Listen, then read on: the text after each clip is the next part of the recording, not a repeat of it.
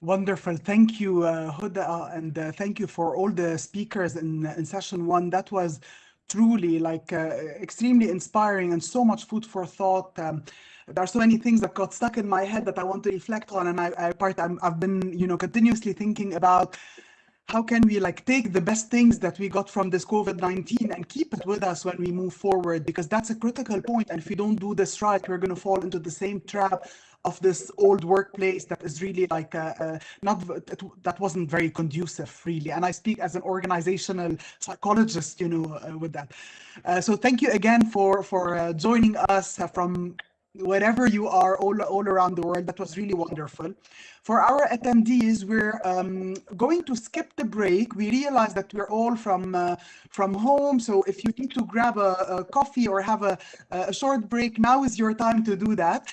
But I just wanted to say that we have now the second session is the health session that I will introduce shortly. But I wanted to say also that there's a third session that is exclusively for AUB students, and it will be given by three data science managers at Facebook, including Dr. Ghida Abdullah, who was with us earlier, and also Waad Al-Jaradi and Zineb Amrani. And it will be moderated by our very own WIDSCO ambassador, Dr. Mariat Awad, who is a professor of machine learning in the Faculty of Engineering. And that session is dedicated for student recruitment by Facebook. So we'll tell you again more about it at the end of the health session. And I will ask our panelists from the health sessions to start turning on their cameras and proceed to introducing session 2. So for those who are joining now, I would like to introduce to you, sorry, one second, we're showing now. Okay, so it is my pleasure to introduce to you the moderator of the next session on health, Professor Souha Kanj. Professor Souha Kanj is a professor of medicine at the American University of Beirut Medical Center, and she's also a consulting professor at the Duke University Medical Center in North Carolina, USA, where she also undertook her training in internal medicine and infectious diseases. Professor Kanj is extensively published with more than 220 papers in national and international journals, and has contributed greatly to the work of the World Health Organization in various programs, the latest of which in 2020, when she was appointed to serve on the WHO COVID-19 Guidance Development Group of Experts, the COVID-19 IPC-GDG. Professor Kanj has been the recipient of numerous honors and awards throughout her career, including the Lebanese National Council for Scientific Research Award in 2014 and the Abdul Hamid Shuman Award for Researchers in the Arab World in 2017. In 2018, she received the Radboud University Medical Center in Nijmegen, the Valkhoff Professorship, followed by an honorary degree in October 2020. Dr. Souha Kanj, it is an absolute honor to welcome you, my colleague and one of the very inspirational women in my life as well. And I very much look forward to your session. The floor is yours. Thank you very much, Lina, and congratulations on this program. I very much enjoyed the previous session, and I'd like to thank all the organizers for putting together, the program in these most challenging times. Just few words before we start. 19 months ago, the first outbreak of COVID-19 was detected in mainland China, eventually spreading to every continent in the world. SARS-CoV-2 was found to have higher transmission rates than influenza and SARS. Entire countries were completely shut down. And since tremendous efforts were needed to combat this pandemic, conflicting data were emerging every single day.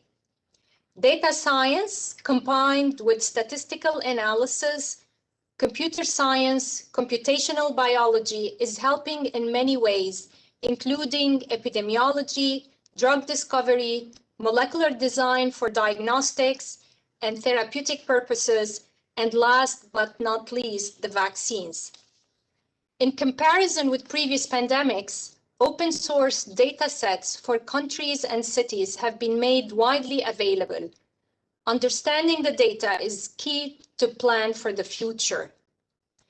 I'd like to thank the organizers, Dr. Lama Al-Moussawi and Dr. Rana Hajjeh for giving me the honor to chair this session.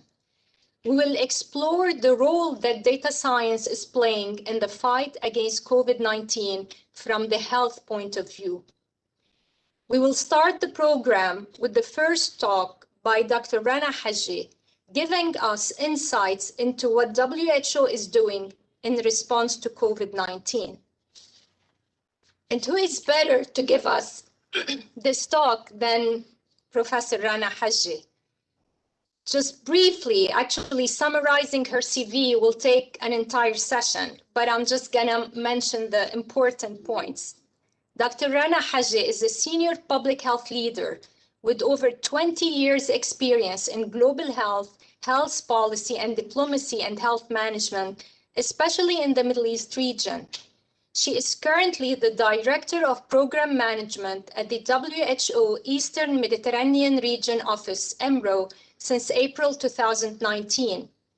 In her capacity as DPM, she directs and leads all the technical public health programs at the regional level, including universal health coverage and systems, communicable and non-communicable diseases, information and science, as well as health promotion, working closely with the Emergency Department headquartered in Geneva and all 22 countries and offices. Prior to that, Dr. Hajjeh was the director of the Department of Communicable Diseases Prevention and Control. In this capacity, she played a major role in supporting emergency response in the region and in accelerating the agenda for prevention and control of vaccine-preventable diseases, HIV, hepatitis, malaria, TB, neglected tropical diseases, and antimicrobial resistance, to name a few. Prior to joining WHO EMRO, Dr. Hajjeh was working with the US Center for Disease Control and Prevention for 23 years, where she held many senior positions with complex management responsibilities. She was the director of the Gavi Haemophilus influenza B vaccine initiative that introduced life-saving vaccines for hip meningitis and pneumonia to millions of children in limited resource countries around the world. Dr. Hajjeh led many responses to major epidemics across the world, including meningitis during the Hajj in Saudi Arabia, cholera in Haiti, and more recently, MERS-CoV in Saudi Arabia and Ebola in West Africa. She has considerable experience in health policies and systems and supported development of various global policies for prevention and infectious diseases, such as new vaccines and strategies for building laboratory and surveillance system. Dr. Hajjeh will speak on the critical role of data for better preparedness and response to epidemics, lessons from the COVID-19 pandemic. Rana, we're honored to have you today. The microphone is yours. Good afternoon, good evening, colleagues. Thank you so much, Souha. Can you hear me? Okay, great, wonderful. Thank you so much, Souha, for the introduction, and really grateful also for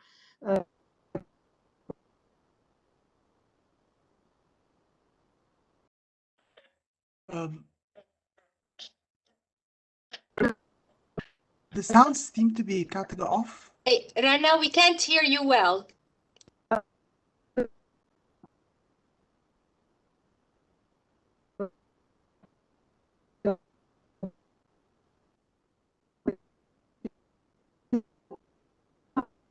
Can you hear me? Now it's better, yeah. It's better, yeah. I think the internet goes on and off. I'm not at home. Okay, great. Thank you so much. I was just saying, Souha, I really appreciate the introduction, and I was thinking I need a shorter bio, so I'll have to work on that. I just, I really honored to be part of this meeting, and thank you again for the invite. To be fair to Lama, she has been trying to get me to attend the meeting for like 3 years, and I wish I accepted it when the meeting was in person. My schedule didn't allow at the time.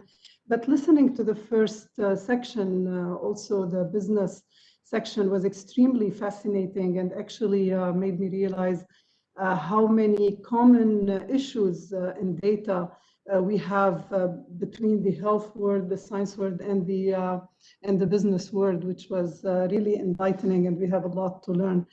Actually, during this pandemic, despite all our experience, has been extremely humbling, and we have been learning a lot of lessons. Hopefully, I will be able to reflect on them briefly in my upcoming presentation. I don't know, Hani, if I can share my slides, or is someone going to project them? I actually prefer to share them if possible, but I don't think I have the right to do that. Yes, I think you can. Hani, can you give Dr. Hajjeh the right to share her screen? This way she can have full control over her slides. Oh, okay, great. Yeah, I can see it. I can see that he's allowing me to share. I'm trying to do that. Okay, great. I think now you can you see the slides? Yes. Ah, perfect. Okay, great. This is much easier. So yes, thank you again. And I would like to really reflect on how we have used data over the last year with the epidemic. It's been almost more than a year, about a month since the epidemic was declared public health emergency of international concern. It's been quite a ride over the last year, a lot of lessons learned. And I apologize in advance, actually, because some of the slides I am using really for illustrative purposes. I'm not going to be dwelling on a lot of the details, but I'm happy to answer some of the questions later also during the panel discussion. And on that note, I would like to say Happy Women's Day.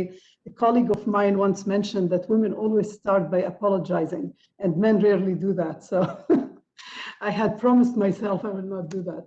Okay, so what I will do during this presentation, give you an overview of the pandemic, talk about some of the critical data that we have used as part of the response, the key challenges we faced, and then some of the additional data or innovations in data that we used also as part of the response, and what more can be done to improve on data availability, quality, and sharing, so that we can use it for public health decisions, especially during emergencies. But this is really for all public health and health-related issues. And to start with a quote by Sherlock Holmes about data, I cannot make bricks without clay. So I would like also to point you to the website, our website at the Eastern Mediterranean region, where we are posting daily all the updates, all the information almost that I will present today in one way or another will be there. And there's a lot also of additional information. And this is part of some of the efforts that we were doing during this pandemic to also fight the infodemics that were, that was also another pandemic of false information that was circulating.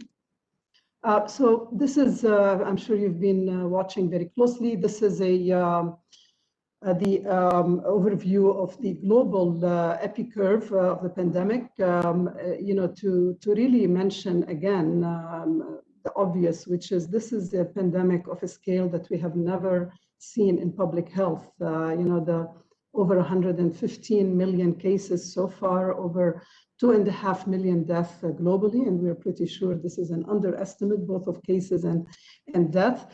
But this kind of pandemic and the large scale also necessitates much more sophisticated data systems that we realized we didn't have. And in our region in particular, as you see here on the left, we were not hit as hard, at least in the beginning, for many reasons that I won't have time to go into now. But this, in a way, gave a bit of a false security at the beginning of the pandemic. And of course, later with the as restrictions loosened up, we started also facing very large epidemics in many of our countries. And this is how we follow on a daily basis, and we update the data actually multiple times a day. This is how we follow the epidemics in all of our countries. And I wanted to mention for some of the audience who may not be familiar with our region, we cover 22 countries, as Souha mentioned. It's most of the Arab world, but also includes 3 large countries, Pakistan, Afghanistan, and Iran, which is considered part of South Asia for many other UN agencies. But also many of our countries have faced retracted conflicts and wars that have significantly weakened their health systems. And as such, we were really concerned at the beginning of the pandemic that many of these countries will not be able to withstand all the pressures that are imposed also by the pandemic. So these are data that are usually reported to us, I wanted to say, by the countries. We try to give quick wrap-ups on a regular basis of not just the cases of death, but we monitor very closely the case fatality ratio, which is a good indicator of severity of the pandemic in the countries. And when we see, for example, very high mortality, it could either be because the denominator is too low, so this indicates that we are not getting all cases reported, or because it is true that it is high mortality, and this may indicate issues with case management that we need to also address. So all of these data elements that we are collecting on a regular basis are extremely useful for the management of the pandemic.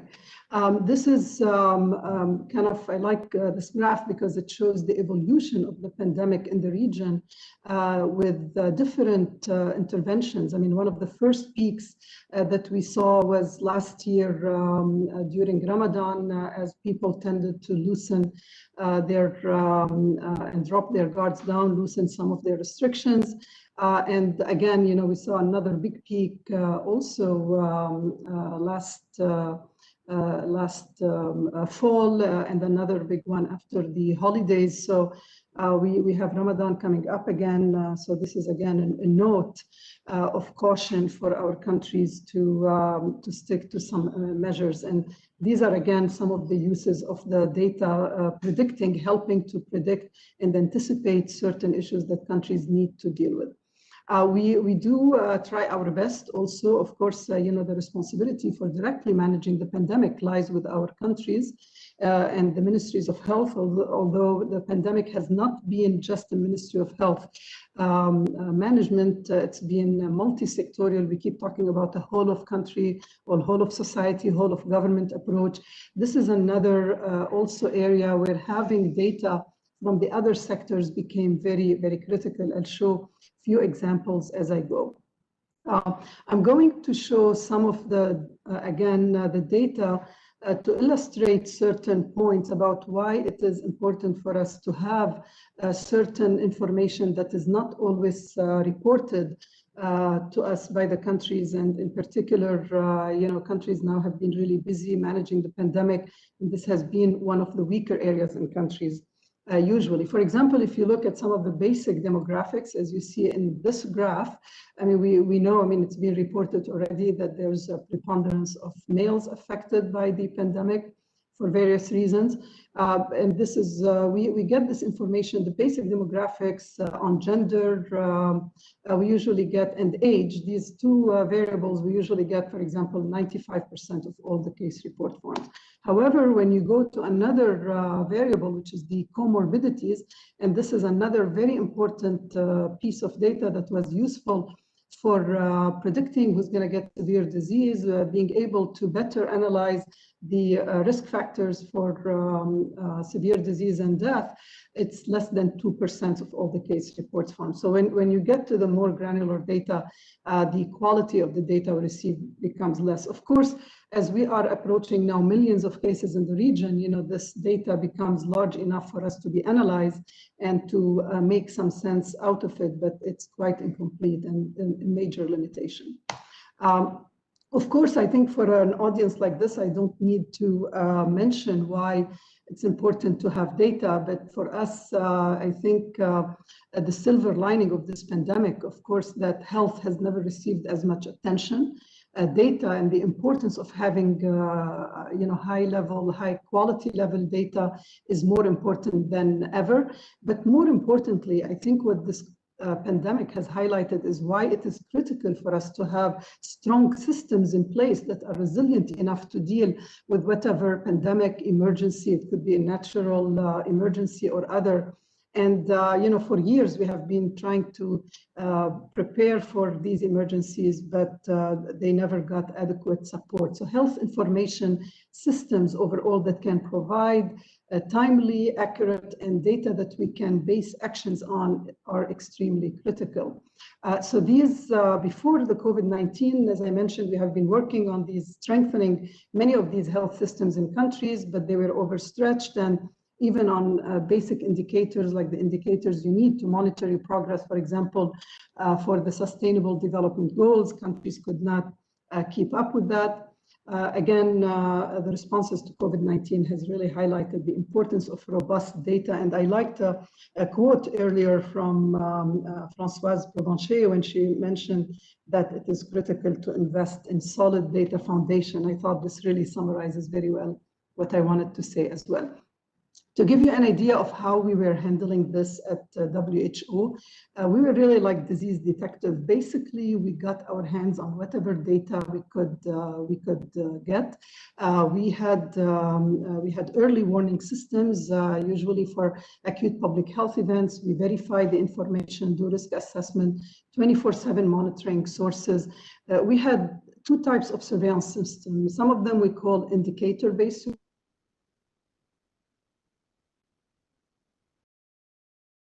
We call them event-based surveillance. We rely, for example, a lot on the media, the social media. We have certain keywords that we keep track of to denote any clusters or outbreaks. So we had to bring all of these informations together to make the data for COVID management as complete as possible.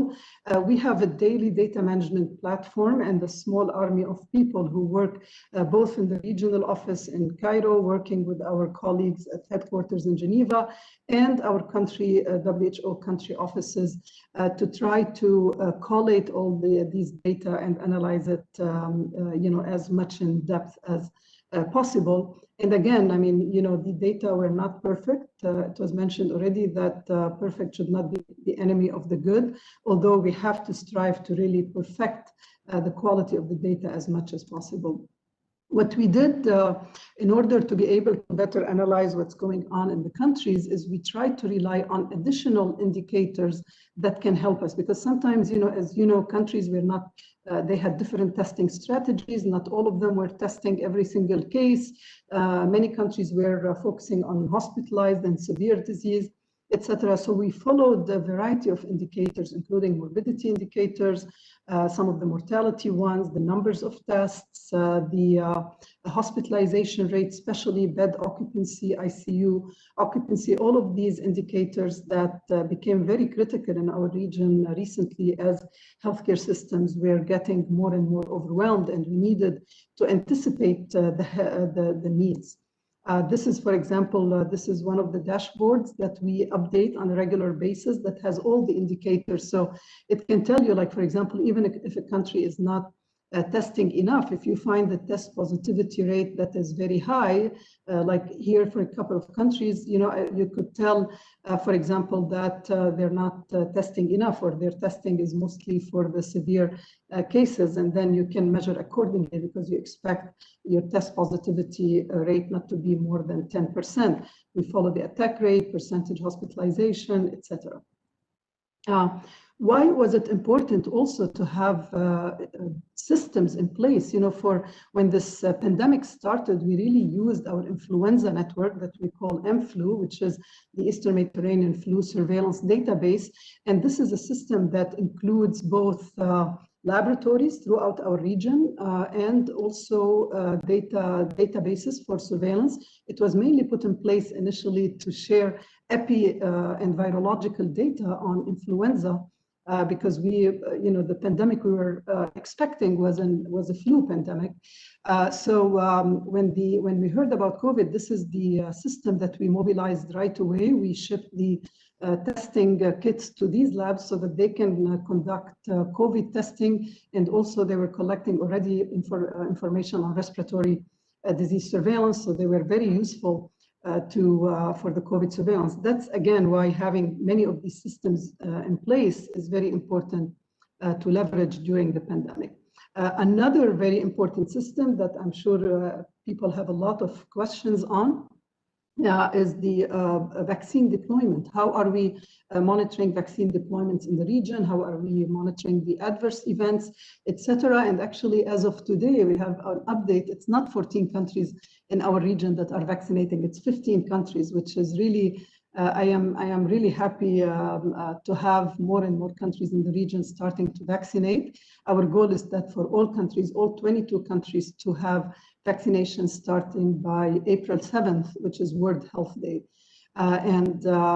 We just today, Afghanistan received vaccines, yesterday Somalia, the day before Djibouti. Some of our countries that are really in very dire needs of these vaccines are starting to get it through COVAX. And this is, we have been working with many of the countries to monitor all the vaccine emergency use. I mean, various regulatory systems that were put in place. But again, for vaccine, we were lucky because immunization programs have always been some of the mainstay public health and primary health care programs. And we had decent, strong, immunization systems in the countries, which really allowed many of our countries, including the ones in conflict and lower socioeconomic status, to roll vaccines relatively quickly. Another very important systems that were not as strong as the vaccine delivery system is actually the systems for monitoring adverse events. And this is one of the, also now, of course, with the new vaccines, monitoring safety is even more important than efficacy. And we are very closely monitoring the data from all our countries, as much data as being reported, because also it takes good systems in the country to have timely data on this. And we are, so far, we are really pleased to see almost, no major adverse events reported from the various countries and from various vaccines experiences. Key challenges, of course, many challenges. I mean, overall, we've had weak and fragmented information systems because we had a lot. Each disease has its own system, so these vertical disease programs didn't help. In many of our countries, we don't really have digital platforms for surveillance, and then the communication between the systems was really not there. I was, again, interested by Francois's talk when she said, things started really falling in place when they broke the silos. This is another major thing that we also we were aware of, but we discovered even more during the pandemic, and we needed to have these various teams communicating regularly and sharing data, countries sharing data. The information sharing has always been a sensitive issue because of information. Data has a lot of implications, not just for health, but for economies and tourism and trade and many other things. And that's always been, but now also I think all countries are realizing that sharing data is critical in order to be able to know what's happening at the regional and global level. And the one data base or system that was almost lacking was data to monitor community engagement, social mobilization, and for this pandemic, which relied really on social responsibility, it was very difficult. So we had to be a bit creative with that. This is some of the overarching health information systems issues. I've mentioned some of them already, so in the interest of time, I won't go over that, but I think it's really overall, if I can summarize that, globally, the world has not invested in strong information systems. Usually ministries of health have so many other priorities. Preventive systems in general didn't get that much investment, and integration and use of the data is very piecemeal. And then the capacity of national institutions really needed to be strengthened to be able to deal with all these mega data. So I will mention some of the innovative use of data, and I put here a couple of pictures from our visits, just to remind me to say that really all what we do is because of the work that happens in countries. And we learn a lot when we work with countries. During this pandemic in particular, we were amazed with how innovative our countries were in terms of coming up with new apps, new ways of tracking and managing health services, etc. This is from a visit here we had to one of the hospitals in Syria.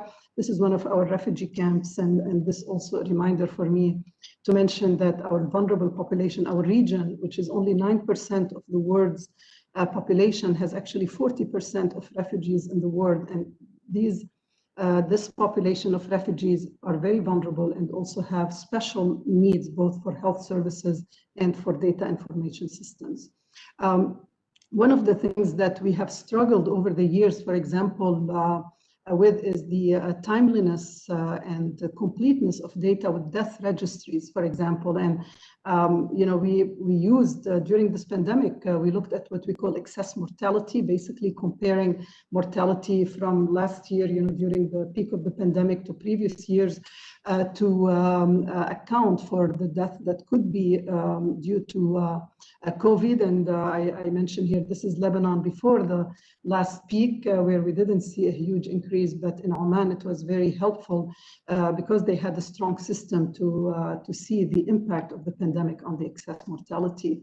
Another things we resorted, of course, to a lot of surveys. So we early in the pandemic, once we had a little bit of time to think about the other health services, we conducted very quickly in May a pulse survey to look at essential health services for the essential, like communicable, non-communicable diseases, the diabetes, etc. All the maternal health visits, immunizations in countries. And this was a global survey that WHO conducted. And as you see here, our region was one of the most affected in terms of the impact of the pandemic on some of the basic health services.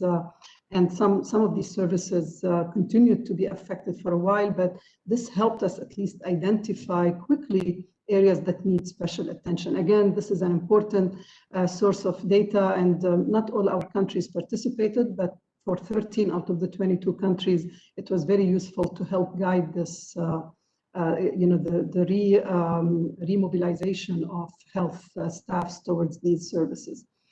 We also, I think many of you participated in some of the other studies, the solidarity trials that were done, the unity, what we call the unity studies, which are studies, epidemiologic studies, basically, that set up standard protocols and data collection forms, etc., so that the data can be comparable and analyzed systematically. We do have, for example, standard protocols for sero-epi studies, contact investigation, household, assessing the COVID-19 risk factors, etc. Of course, this was not easy, and not all the countries have the capacity to do that, but almost 16 countries now are planning to do some of these studies, and 8 of them started, which, I mean, this is just to give you an idea about some of the sero-epidemiologic studies, the sero-prevalence studies that are done in our countries. And, it's amazing when you look, of course, the methodologies varied a little bit, but if you look at some of the data, it can give you an idea about what was really the scale of the infection in some of our countries. Another area I mentioned earlier is how do we monitor the public health social measures, especially with the restriction of mobility, of activities, etc. And we had to look at the data, for example, that's provided by Google, and this comes mostly from like mobile data.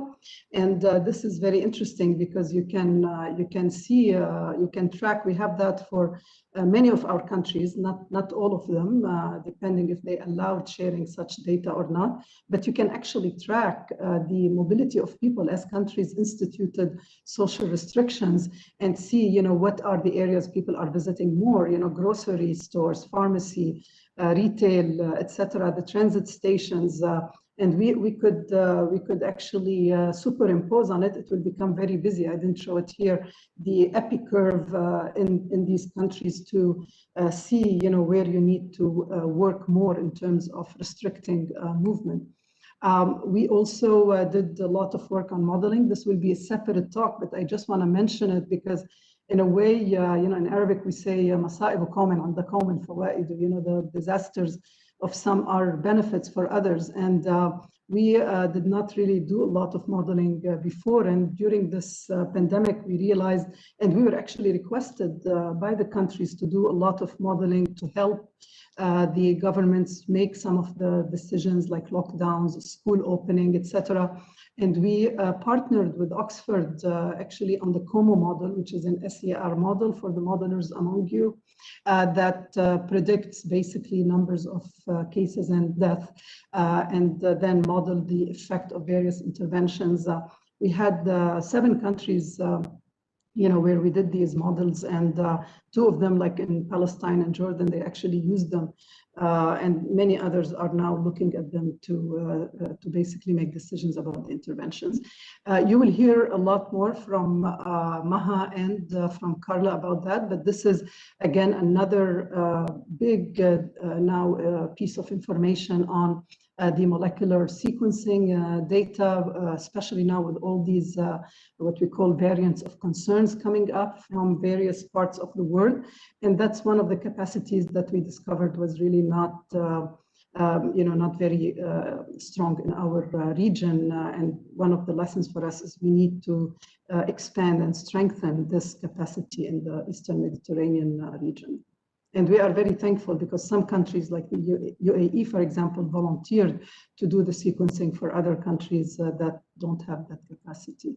And last but not least, I just want to put that because after all of this, we felt like we really need to monitor our activities. So we developed our own monitoring and evaluation dashboard with various indicators for each of our what we call pillars of the response, so that we know where we are on track and where we have deficiencies in our performance. Last but not least, I was very pleased also to hear the talk also by Rida on all the internet and the communication and the Facebook. And this is another area where also monitoring the social media information was extremely helpful. We actually had a partnership with Facebook. They helped us reaching 2 billion. This is all of WHO, not just EMRO. 2 billion, viewers over last year, and also helped us with translation and with monitoring the impact of some of the feedback, etc. So huge. I mean, we have been very active over the last year, interviews, tweets, etc. Again, another huge amount of data that also will take time to analyze, the impact of the pluses and the minuses of how it helped us. And now with the immunizations and with all the rumors circulating on vaccines, we're actually monitoring very closely the social platforms to see, what's happening in terms of vaccine hesitancy, etc. And it's very interesting, to see how this changes with time. People are already concerned about vaccine effectiveness, but it looks like there is this growing feeling of acceptance to the vaccines as part of the new interventions. I will have to close soon, but I wanted to wrap up that our one minute actually. I'll end in a minute, and I just want to mention that even though I'm highlighting the data uses during COVID, I mean, we have been working on developing data systems in the region for a while, and we have a lot of reports on the profiles for each country that I would invite you to visit on our website. These are our core health indicators for the region, and new work on ICD-11, DHIS2, etc. So moving forward, I think this is definitely, this pandemic has been an opportunity to build stronger, not just data systems, but health systems overall. And there is no time like this where data has been more front and center. It's very critical to manage the pandemic at all the levels, whether epidemiologic, clinical, social, etc., communications. However, we need really high-level political commitment. This is why we make sure, we do all these high-level meetings with ministers and, highest level we can do to get to their commitment. And I think this is the time for all of us as a community actually to work with countries to make sure they invest in data and to see that it's a very important return on investment in that. And we need to push for full digitalization, demystifying the data. There's, countries are afraid of sharing their data. We need to make sure there is linkages. And I think strengthening surveillance systems overall really is a benefit to everyone in the region, so that it affects not just health, but return to normal life. With that, thank you so much. And I would like to have special recognition to all the health workers, in particular, all the women health workers. Many of them had really given up their lives for this pandemic. Thank you very much. Thank you very much, Rana, for this inspiring talk, as well as thank you for all your efforts for the EMRO region. We all are aware of the impact you have on the region, and our lives are safer because you are working very hard to keep it safe. Thank you very much. We're gonna skip the Q&A for your talk, but Dr. Hajjeh is gonna be a member of a panel discussion after the two talks. And I'm sure she'll be very happy to answer any of your questions. So please, if you have questions, just type them in the chat box and we will address them in the second session. Thank you very much, Rana. Our second speaker is Dr. Maha Farhat. Dr. Farhat is an assistant professor of biomedical informatics at Harvard Medical School in Boston.